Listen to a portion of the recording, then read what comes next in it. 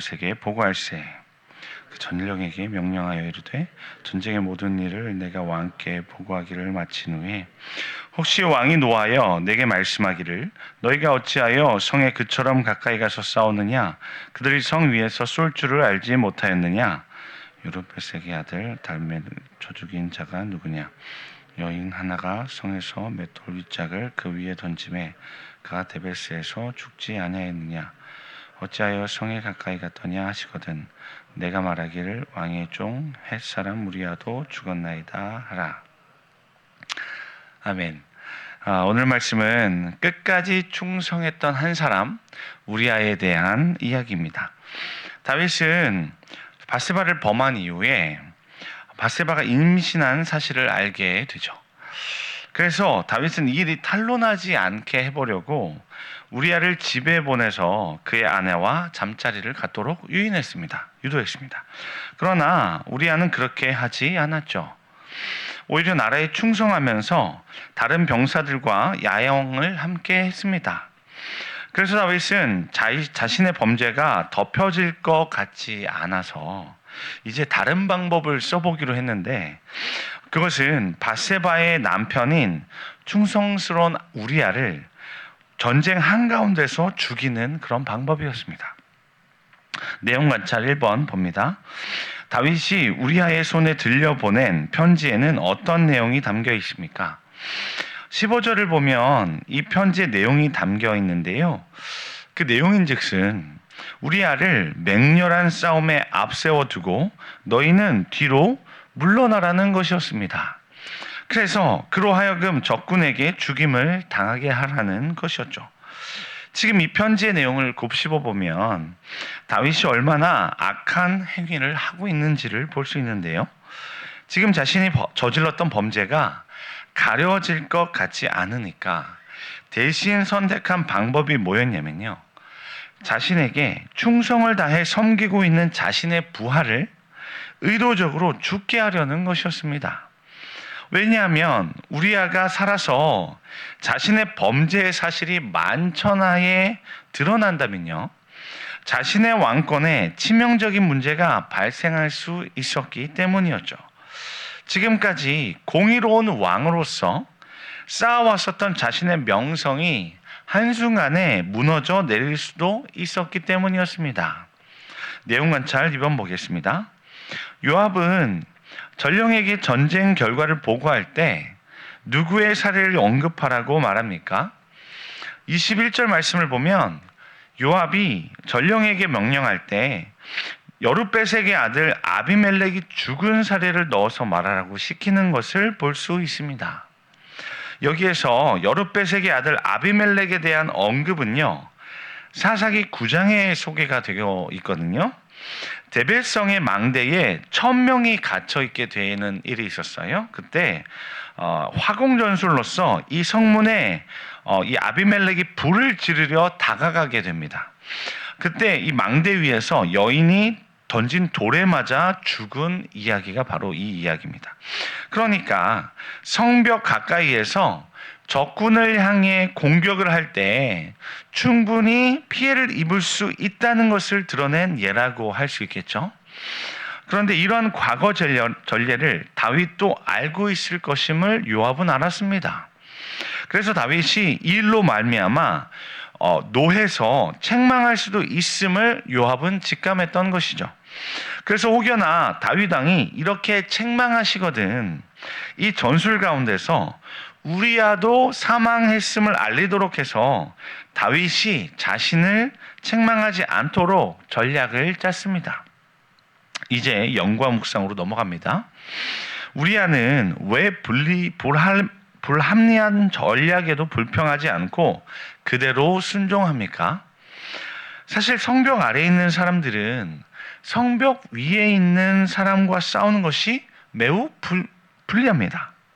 왜냐하면 기본적으로 중력이라는 것이 지구의 중심 쪽으로 작용하기 때문에 위쪽에서 공격을 가했을 때 중력을 따라 파괴력이 더해질 수 있고요. 시야도 아래에 있는 사람보다 위에 있는 사람이 훨씬 넓기 때문이었습니다. 그래서 아래에 있는 사람들은 중력을 거슬러서 위에 있는 사람들을 공격해야 하기 때문에 그만큼 피로도가 높아지기 마련이죠. 이렇게 성벽을 공격한다는 바로 이 공성전이라고 하는 것은요, 해내기가 매우 쉽지 않다는 것은요, 여기 이 전쟁에 참전했었던 모든 일반 병사까지도 다 알고 있었던 상식과 같은 일이었습니다. 그런데 그것도 성벽에 가까이 다가가서 그들과 싸운다고 하는 것은요, 방어하는 것은 더 어려워지고 공격하는 것은 더 어려운 환경입니다. 왜냐하면 각도가 그만큼 더 높아지기 때문이죠.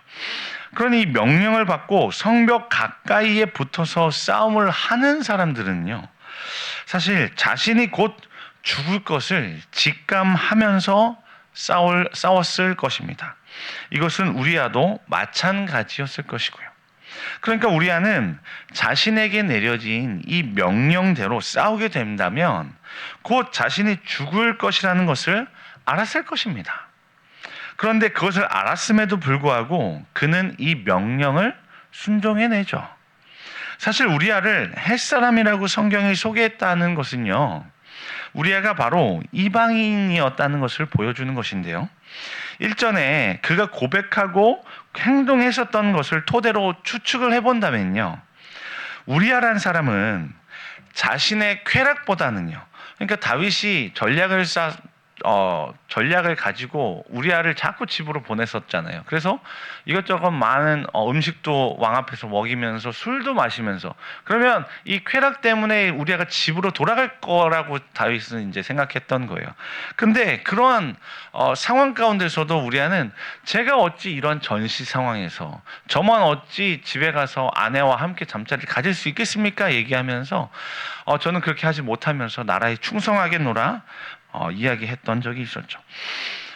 그래서 우리아는 자신의 쾌락보다는 국가와 동료 군사들을 위하는 마음이 더 컸었던 바로 그런 사람이었죠. 또 여호와의 살아계심을 두고 맹세했던 것을 봤을 때 언약궤에 대한 경외심이 있는 사람이라는 것을 알 수 있습니다. 그러니까 바로 전쟁에 함께 나간 언약궤 가운데서 여호와께서 이 살아계시기 때문에 임재 계심을 믿었던 바로 그런 사람이었죠. 그래서 이 전쟁에서도 불리한 명령을 하달받았음에도 불구하고 최선을 다해서 수행할 수 있었던 것이었습니다. 이제 느낀 점 보겠습니다.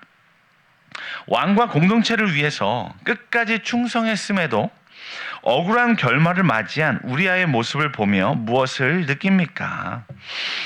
사실 믿음대로 살면 그에 대한 보상이 바로 있었으면 좋겠습니다. 그런데 우리 크리스찬의 삶이라는 것이 죽음 이후에 얻게 될 영원한 생명에 있다 보니까요, 이 땅에서의 삶은 어떻게 보면 고난에 초점이 맞춰져 있다고 해도 과언이 아니라는 생각마저 들게 됩니다.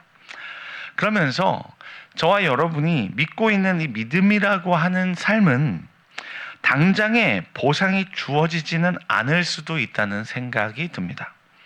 그리고 당장에는 손에 잡힐 것 같지 않은 길을 그래도 끝까지 따라갈 수 있겠냐는 물음에 대해서 저와 여러분이 어떠한 방향성을 취하려고 하는지를 하나님께서는 보려고 하시는구나라는 생각이 듭니다. 그러면서 정말 신앙으로 바로 서서 믿음으로 성장되지 못한다면 이러한 어려움과 환난이 왔을 때 쉽게 무너져 내리고 예수님을 배반할 수밖에 없겠구나라는 생각이 들었습니다. 그래서 욥과 같이 알 수 없는 이유로 인해서 고난을 당하게 될 때를 대비해서 믿음이 더욱 성장하고 성숙될 수 있도록 많은 훈련이 저와 여러분에게 필요하겠구나 하는 생각이 들었습니다. 이제 결단과 적용으로 넘어갑니다. 믿음의 삶이 때로는 억울한 결과로 이어져 낙심했던 적은 언제입니까? 오직 하나님의 상급을 바라보며 충성스럽게 믿음을 지키기 위해 무엇을 실천하겠습니까? 마태복음 13장을 보면 씨 뿌리는 자의 비유가 나오는데요, 천국 복음인 바로 이 씨가 길가에 떨어졌을 때는 마귀가 그 말씀을 가져가 버리기도 하죠. 또 돌짝밭에 떨어진 것과 같이 뿌리를 깊게 내리지 못하는 상황에서는요, 말씀을 기쁨으로 처음에는 받게 되지 않습니까? 그런데 환난이나 박해가 다가왔을 때 곧 넘어지게 된다고 말씀하는 것을 볼 수 있습니다.